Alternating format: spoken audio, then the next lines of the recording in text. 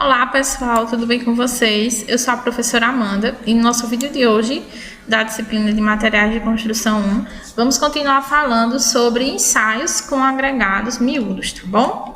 Bom pessoal, o ensaio de hoje, é sobre, na verdade o que vamos conversar hoje é sobre a massa específica dos agregados, Inicialmente, a gente vai conversar sobre a massa específica real, tá? O que seria essa massa específica de um determinado agregado? Seria a relação entre a massa desse agregado seco, certo? Com teor de umidade igual a zero, e o seu volume, certo?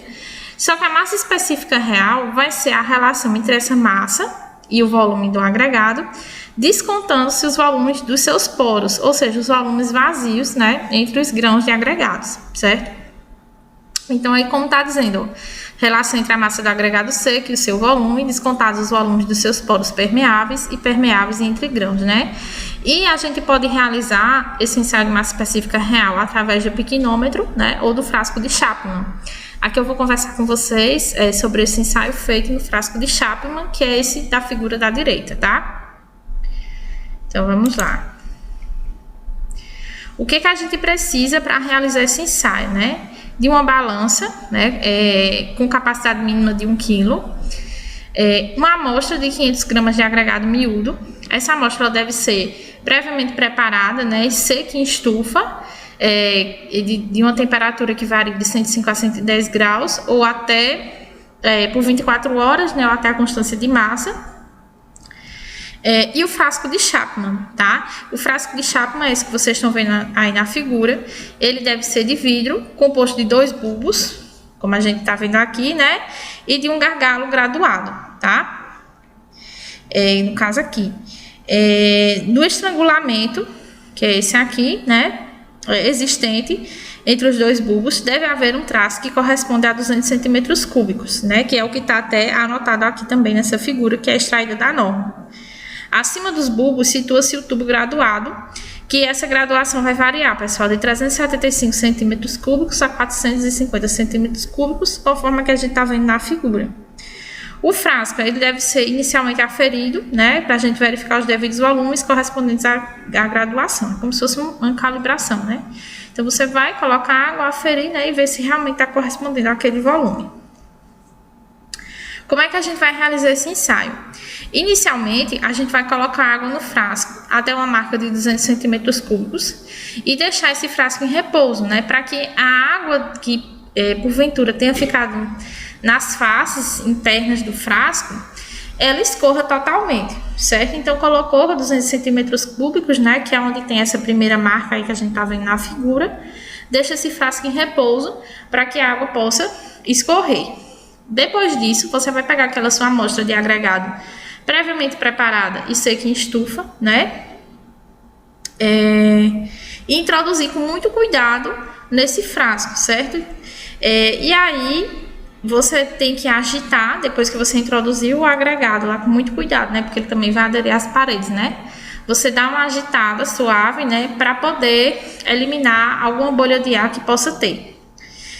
Depois, disso, que você também mantém um determinado repouso, para o agregado, você vai fazer a leitura do nível, Então, a leitura do nível atingido pela água no gargalo do frasco indica o volume em centímetros cúbicos ocupado pelo conjunto água, agregado miúdo, Alertando-se para que as faces internas devem estar completamente secas e sem grãos aderentes. Então, nessa movimentação que a gente faz para eliminar as bolhas de ar e repouso, a gente tem que garantir que o agregado ele não fique nas paredes internas do tubo também, certo?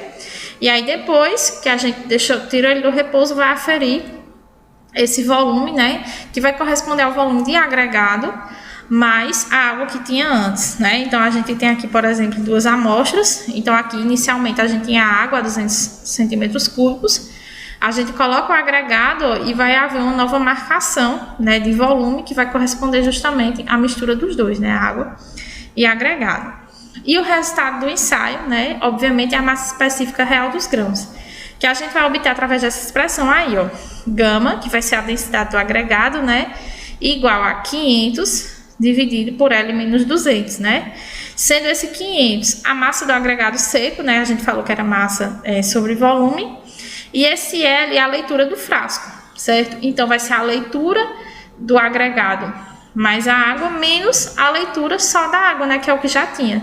E aí, quando a gente subtrai um do outro, a gente sabe de fato o volume que o agregado ocupou ali dentro do frasco, certo? E aí, obtém esse resultado. Essa é a massa específica real.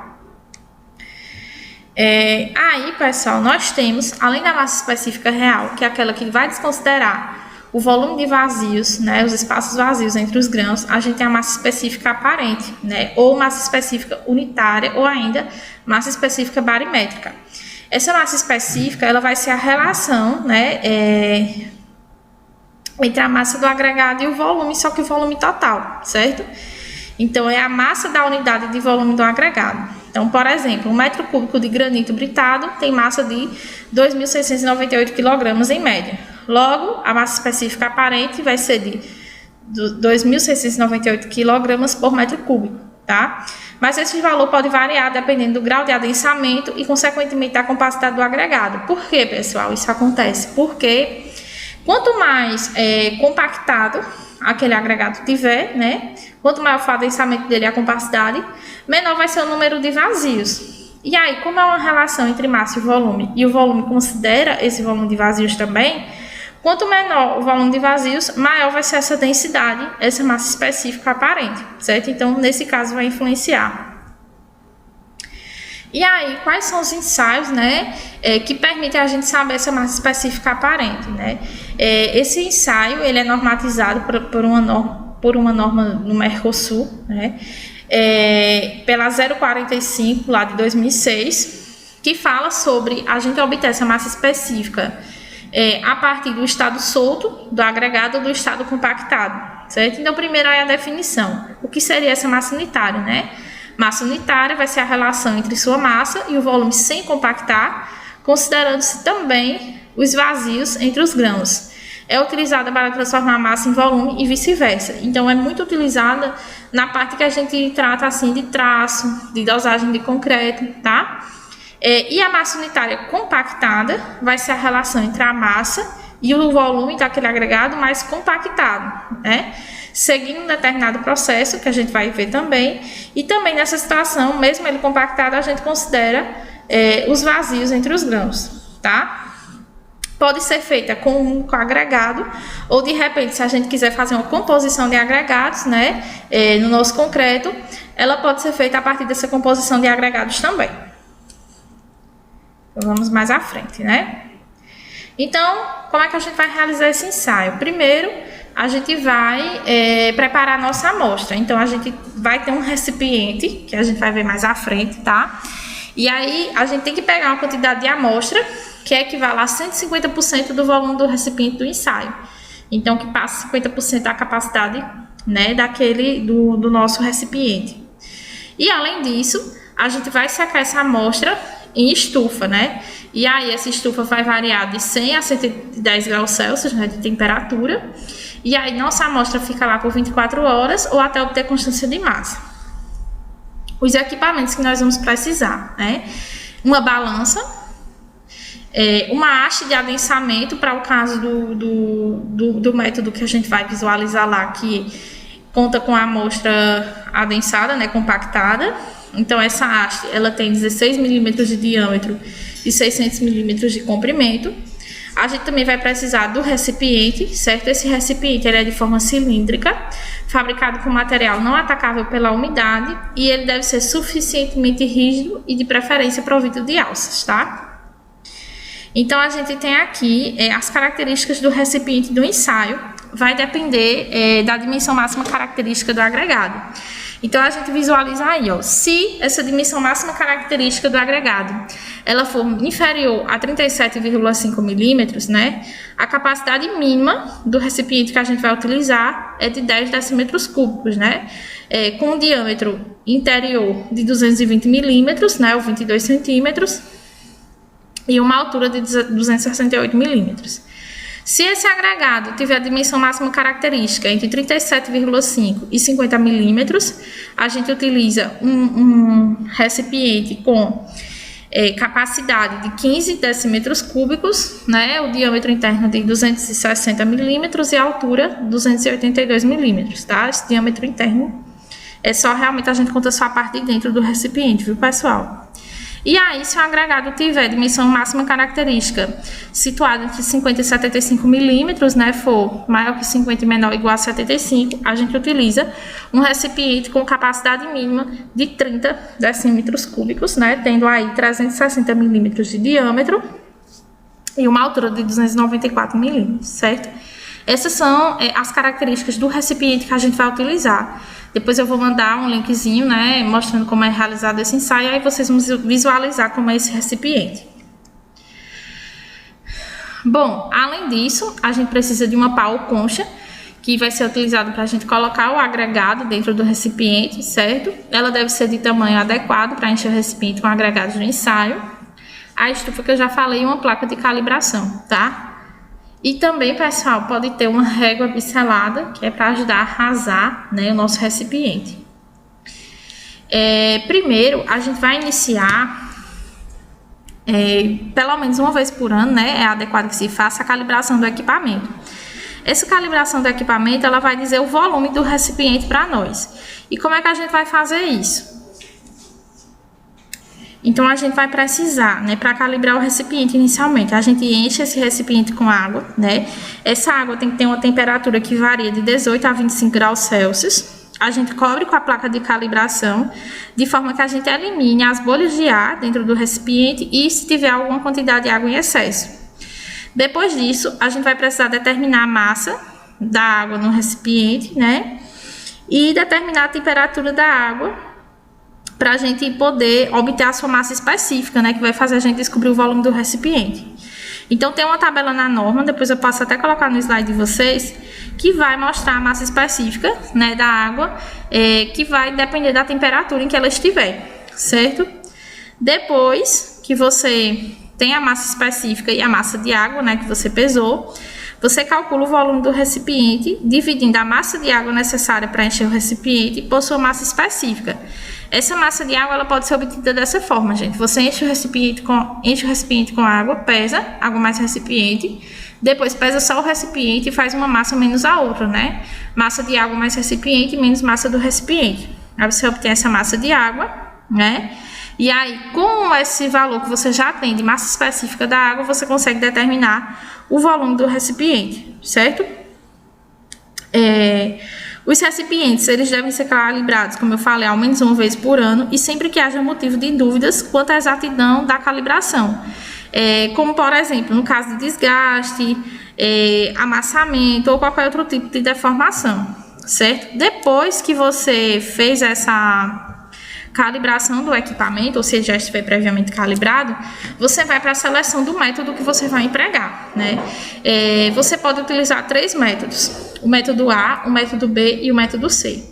O método A e o método B, ambos são para amostra de agregado compactada, né? Então, o primeiro, lá, o método A, ele vai determinar a massa unitária compactada de agregado com dimensão máxima característica igual a 37,6 milímetros, né?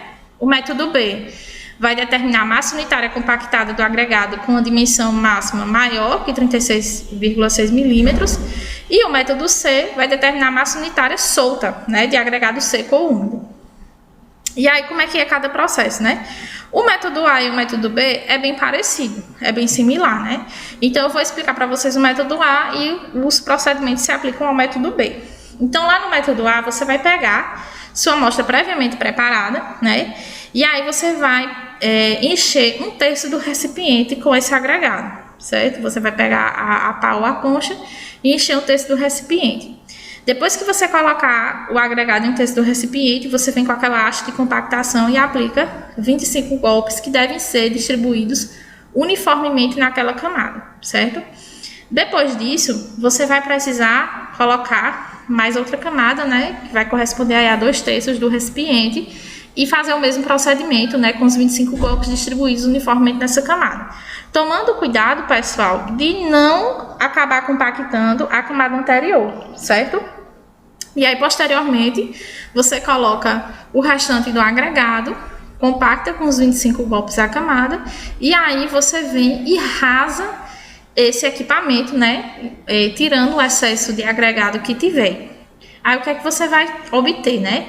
Você vai obter o peso, né? Você vai precisar pesar esse recipiente mais agregado e anotar o valor, tá? E também anotar o valor do recipiente sem o agregado. E o volume, né? Você já determinou ali naquela parte onde você calibrou o equipamento. O método B é bem similar ao método A. O método C é diferente porque a gente, com o método C, a gente vai determinar a massa unitária solta do agregado. Então, como é que funciona? A gente não vai compactar as camadas, né? A gente vai colocar o agregado tomando cuidado para que ele não caia a mais de 5 centímetros, né? Parece que lá de 50 milímetros na norma, né? 50 milímetros da borda do recipiente, né? Para que ele não fique adensado. Então, isso vai evitar um adensamento do nosso agregado. Então, a gente vai preencher nosso recipiente, né? Com essa amostra solta, sem compactar as camadas. Ao final, a gente rasa o recipiente para retirar o excesso de agregado. E aí, a gente vai fazer a pesagem do recipiente mais o agregado, tá? Depois, pessoal, de realizar o ensaio, a gente vai calcular essa massa unitária, que ela é dada em quilogramas por metro cúbico, certo? Então, esse ρ aparente, né, de massa específica aparente, massa unitária aparente do agregado. Esse MA é a massa do agregado mais o recipiente. Então, depois que você fez o ensaio, pesou lá seu agregado mais o recipiente. Mas para você obter a massa só do agregado, que ocupou aquele espaço do recipiente, você precisa retirar a massa do recipiente, né? Então, aqui, ó, retirando esse MR, que é a massa do recipiente vazio, também em quilogramas, dividido pelo volume do recipiente, né, que você obteve lá na calibração, ou se você não tiver calibrado, alguém calibrou e anotou esse volume anteriormente, tá? Bom, pessoal, por hoje era isso que eu gostaria de conversar com vocês. A gente se fala na nossa próxima aula e continuaremos falando, né, de ensaios com agregados miúdos. Ainda falta a gente ver a curva de inchamento da areia e falar um pouco sobre esse ensaio. Espero que vocês tenham entendido, espero que vocês tenham gostado. A gente se fala na nossa próxima aula. Tchau, tchau.